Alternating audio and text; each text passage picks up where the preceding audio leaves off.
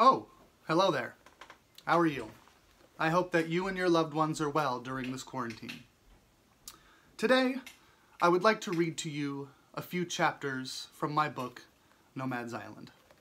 So grab a cup of tea, a cup of coffee, some hot chocolate, some popcorn if you will, and curl up next to the warm fire with me. Shall we begin? Chapter 1. At some point in everyone's life, an adventure so grand should be embarked upon that it shakes the fabric of one's own self. The type of adventure is different for each person. My particular experience, however, was so resounding that even the ghosts of fate didn't see it coming. I always knew that I wanted to sail the ocean and, in some delusional fantasy, become shipwrecked on a deserted island. I pictured coconuts, white sand, fresh fish, and beautiful sunsets. I pictured freedom and isolation. It was the kind of things that I dreamt of as I drifted off to sleep.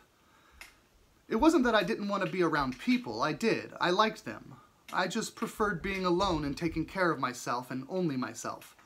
Having to deal with other people and their problems and lives was a bore, and majority of the time, something I could care less about. I grew up reading books about people being lost at sea or stranded on a deserted island, having to fend for themselves, getting back to nature, and becoming better because of it.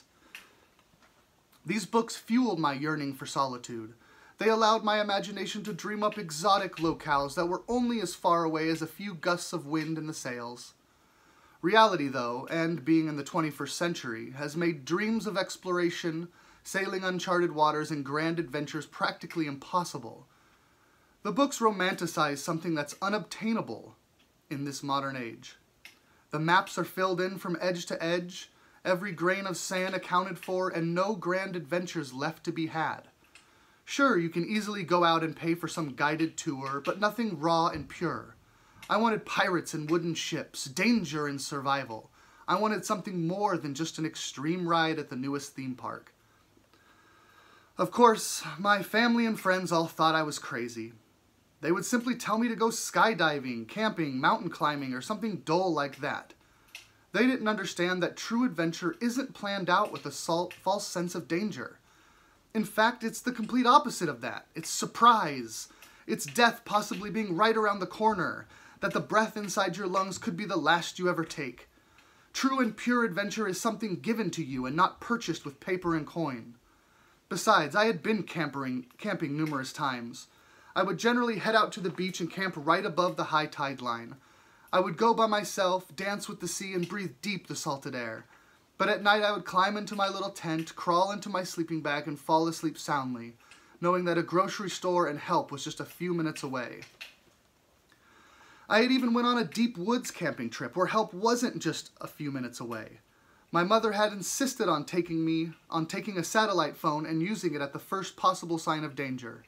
I almost decided to leave it at home, but at the last minute I tossed it into my bag just in case. The woods I was going to camp in was in the mists of winter, with practically nothing wild to eat, unless you had a rifle and shot an elk. I did not have a rifle, so I decided to take the phone off on the off chance that something terrible happened. Thankfully, it didn't. I wanted adventure, but I didn't want the danger that came with it. I wanted a lifeline, something to grasp onto to ensure that if I didn't have the gall, that I could simply press a button and help would be on its way. I realized, though, that is not true adventure. That is modern camping. And while it was still a lot of fun and quite liberating, I still felt as though I was cheating. I felt if I was to have a true adventure, I needed to branch out, head somewhere that would be far away from anyone that I knew. I did some research and found an island in the South Pacific that was populated enough to get to by plane. An island called Rarotonga, located in the Cook Islands. It was just the place I needed to go to start my adventure. I planned on arriving there and finding some small vessel to take me to a deserted island with no people. I wasn't going to bring any food, water, or major supplies. The only things I was going to bring with me would be a small satchel containing my favorite knife and 2 books. I would also bring along my favorite rock. I always kept a small rock in my pocket and would constantly fiddle with it when I became anxious. It was a sort of adult security blanket. It was a small piece of amethyst. I had it for years. It began as a sort of rough rock, but from all the anxious years as a teen and young adult, it had since become smooth. It had helped me through a lot of hard times. Funny how something as simple as a small rock could ease the nervousness that would sometimes course its way through my body like a ravenous virus. I worked for months coming up with enough money to get to Rarotonga. After doing odd jobs, I managed to save the money for the plane ticket and a few $100 to bribe some fishermen to take me to a deserted island. I bought a round-trip ticket, as I did want to come back home eventually. I would use that as a bookmark in one of my books.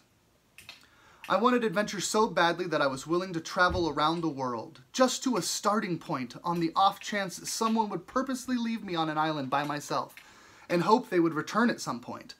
I figured that I could be on the island for a month, and then have the same fisherman return to bring me back to Rarotonga. It seemed like a good amount of time. I figured that if adventure didn't happen in that time, then I was just destined to be stuck in a life of dull and endless day-to-day work like the rest of the world. Little did I know, my grand adventure was just around the corner, but nothing like I thought it would be. Chapter 2. "We're gonna fatten you up," my mother said. Her voice was cheerful, but I could see that her eyes were laced with worry and fear. "You know, your father and I talked, and we have decided to give you some money for your trip." "Mom, I don't need any more money," I said. "I already have enough to persuade a ship to take me to an island, and besides, it would defeat the purpose of my trip to have more." "Listen, Damon, we want you to have this money just in case," my father said in his stern voice. It was the voice I only heard on very serious occasion. It meant business. "You don't have to spend it on anything, just keep it with you if it hits the fan. But it's really, you're taking it, and that's final," my father said. He waved his hands through the air to symbolize he was done talking about it. I fidgeted with the rock between my fingertips, as I often did when he would get serious. "This may be your last good meal for a while, you know," my mom said, "so eat up." I nodded, twirled some pasta onto my fork, and shoveled the pile of fettuccine into my mouth. It was my favorite, and was the only food that I would miss. My parents knew that it was my favorite, and chose a place that served it not only to treat me, but also to remind me that the wild did not have Alfredo sauce and pasta. They were worried. I could see it by the way they acted. Normally when I would tell them of some camping trip, they would be excited for me and act as if it was a good thing for me to get out there and experience life. But not with this trip. I got more cautionary tales about dehydration, starvation, loneliness, and disease than I ever thought I would. I could understand, though. I was going away, out of their reach, out of contact for over a month. "What time does your plane leave tomorrow?" my father asked. 10 in the morning, I answered. "What kind of name is Rarotonga?" my dad asked. His pronunciation of the island was terrible, but he emphasized it just to see me smile. "It's Rarotonga, Dad," I said with a smile that seemed to satisfy him. At that moment, a waiter walked up to our table. Well, at least while you're there, you can try growing out a beard like you've always wanted," he said with a slight smirk. "You know dang well I can't grow facial hair to save my life," I said. "Well, maybe all you need is some tropical air to get it growing," he said. "Anyway, who's ready for dessert?" he asked, signaling the waiter. "I can't eat another bite," I said. "Nonsense, you have to have dessert," my mom said. She gave me a sly wink and a short smile. "Well, we have cherry cheesecake, tiramisu, and dark chocolate molten lava cake," the waiter said, obviously overhearing us. "We'll take one of each, please," my mom requested. My eyes grew large. I was stuffed full of pasta, and there she was ordering every dessert on the menu. "Excellent! I'll bring it right out," the waiter said, shaking his head impressively. "After this dessert, I guess the money you're giving me can buy me some insulin," I said. Both my parents burst into laughter that seemed to lighten the mood. "Your mother told you that we were going to fatten you up," my father said, still laughing. The dessert was amazing, and I could barely get out of my seat when we had to leave. I can't imagine how much the bill was, but considering our order, it was probably pretty substantial. The ride to my parents' house was weird. They asked me numerous questions and I answered them robotically. My mind could only think of one thing, and that was being alone on some island. I could almost feel the warm, salt air kissing my face as it drifts in and off the waves of the ocean. I could almost smell exotic flowers, coconut, and the bounty of fresh fish I would haul in. I was dreaming of a place I knew nothing about and simply filling in the blanks.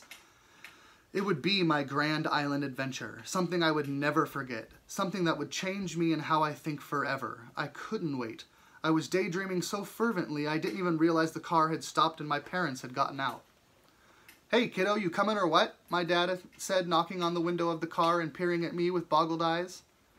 I snapped out of it and got out of the car. "Everything all right?" he said. "Yeah, sorry," I said. I was just thinking about my... I know, my father said. "Your great island adventure." He had a hint of teasing in his voice. "Pretty much," I said. "Well, come on. You need to get some rest and let all that food soak into you." "Oh, it's soaked in good," I said, and chuckled. He put his arm around me and ushered me into the house. My mom had already made it into the house and was warming up a cup of hot chocolate for me. "Can I come tuck you in?" she asked as she poured the hot chocolate into a cup. "Mom, I'm 23 years old. That's a little weird," I said. I could see her start to tear up because of my refusal. Okay. You can come and tuck me in or whatever." "Good, I'll be up in a moment," she said, handing me the cup of hot chocolate. Tucking in your 23-year-old son was unusual, but I knew that she had missed me since I moved out. We were always a really close family, but once I left the nest, we seemed to lose some of that closeness. I figured I would let her come and tuck me in if it would make her happy. I hobbled up towards my old room, taking sips of my drink as I went up the stairs. I stopped and looked at a framed photo of me as a young boy. "What a dork," I whispered to myself. In the photo, I had crazy dark brown hair and was holding a box filled with rocks I had collected. I loved collecting rocks as a kid and lost that hobby as the years went by. I still carried the one rock with me, but didn't care too much for collecting them. Probably because I was growing up, and it seemed probably because as I was growing up, it seemed that the more kids at my school I told about my rock collection, the more rocks I got. Albeit they were mainly thrown at me, but some were pretty nice looking. I had always been interested in nature. I relished our yearly summer camping trip. 1 week out of the year, my father, mother, and I would head out to the middle of nowhere and camp like kings. It was modern camping, but we had a blast. We would fill our time catching crawdads, fishing, and eating huge ribeye steaks. During the evenings, we would even tell ridiculous, scary stories that really had no fright to them. It was more humorous than anything. My dad would normally start the stories. He always started the stories the same way. "On a night just like this one, in the dark woods, just like these woods." Then an hour or so of everyone chiming in about gruesome murders, ghosts, or crazed killers that lurked in the woods, just like these, would transpire. We always had such a blast. When I got older, of drinking age, my father and I would stay up early in the morning, enjoying good beers and outlandish conversations about life, aliens, and other weird things. Our conversations would rarely stay on course for too long before something else was brought up and would change the entire dynamic of what we were talking about. It was always a really good time. My bedroom was vastly different from when I left it. Before, it was covered wall to wall with punk rock bands, posters, and other weird art. But now it was half a guest room and half exercise room, a treadmill in place of my guitar and amp, a weightlifting area in place of my stereo and speakers, and one of those bicycles that take you nowhere in place of my dirty clothes hamper. If this is adulthood, I thought, I want no part of it. I laid in my bed thinking of the unknown adventure that was ahead of me, grandeur, beauty, and peace. There would be struggle for food and such, but there would also be serene solitude. I knew that I could only find true happiness and true comfort in a place surrounded by nature and not held captive by the restrictions of the modern age. Rarotonga offered the peace that I sought to ascertain. Even though I would probably be going to an island that had previously been explored, documented, and drawn onto a map, I still knew that a deserted island was my only chance at solace. People had told me to go to Alaska. They said there is a great vastness of wilderness there that is totally unpopulated by man, and adventure could be found there. But honestly, I'm not a big fan of freezing cold. I'm also not a fan of bears. I read that there are bears there that do not fear man and instead see us as a meal. So the Rarotonga area seemed like a good choice. The only thing that would enjoy eating me in the Cook Islands would be a swarm of mosquitoes, and while they were a big nuisance, I could at least light a fire and keep them away. I am not sure that a simple fire would keep a large grizzly at bay, and I would rather not find out by trial and error. "What are you thinking about?" my mom asked as she walked into the room. "I guess you could say that I'm trying to plan an adventure that probably cannot be planned," I replied. Even though I wanted this to be something in its purest form, my mind would still try going through the motions. In my head, I pictured myself on an island, starting a fire, fishing, gathering coconuts, making a shelter, and any other thing you could possibly think of. Well, with this adventure, I am sure there's lots of things you can't plan for, even if you wanted to, she said with a warm smile. You just got to take it as it comes and do your best to work with what you have. Yeah, you're right, I said, brushing my shaggy brown hair away from my eyes. Your hair is getting pretty long, she mentioned. Do you want to go and get it cut tomorrow before you leave? It's probably going to be humid where you're going, and shorter hair would keep you cooler. No, I answered. I like my hair long. Besides, it hides my huge nose. Your nose isn't huge, it fits your face perfectly, she said, sounding a little offended. Thanks, I said. My mom always wanted me to have short hair. It was probably something left over of her father's military past. Everything had to be prim and proper and in its place. But I always liked my hair longer. Not only was it the style of the day, but I sort of enjoyed rebelling against her need to control my hair length. She seemed to shrug off my opposition. You know, your father and I are going to be worried sick about you the entire time you're gone, right? She asked. Yeah, I know, I said.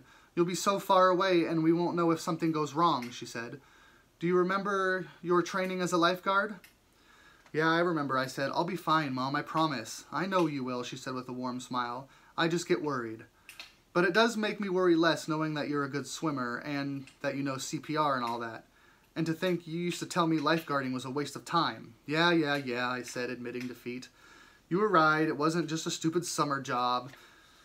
At the time I hated that you forced me to do it, but now I'm glad you did. A warm smile revealed itself from her otherwise worried face. I want you to call us at every layover, when you get to Hawaii and Rarotonga the first time, and when you get back from your island, okay, she said. My island, I asked, surprised that she called it that. Somewhere out there is an island that you're going to make your home for a few weeks, she said. Most people have houses in the city or the country, but you'll have an island. Even though it won't be yours to keep, you'll always remember it, and in some way it will always remember you. Whoa, Mom, I said. That was pretty deep. She chuckled a little and then pointed her finger at me. You just make sure you call me and are extra safe about everything you do, she said. Sounds good, I said. I won't actually tuck you into bed because you're right, that is a little weird, she said, but I am going to give you a kiss. She leaned in and gave me a gentle, motherly kiss on the forehead. Even as an adult, there was something relaxing about a kiss on the forehead.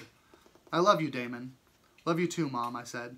She walked to the door, stopped, turned, and looked back at me and smiled. The light went out and I sat staring at the sea-black ceiling. She's right, I thought. Somewhere out there is an island that I will make my own. I suddenly got excited. I realized that I could name the island once I was there. I knew that pretty much all islands are already named, but that wouldn't stop me. It was final. The island I would make my home for a short while would get a special name. It would be like a nickname, a name that only I and the island would know about. I would name it something like Coral Island or Damon Island or something like that.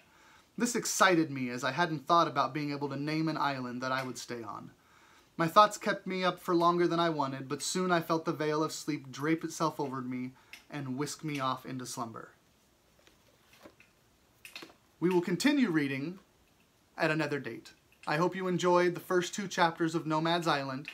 Leave me a comment below and like this if you want to see more. I hope you have a wonderful time. Stay safe. Be well. Signing off.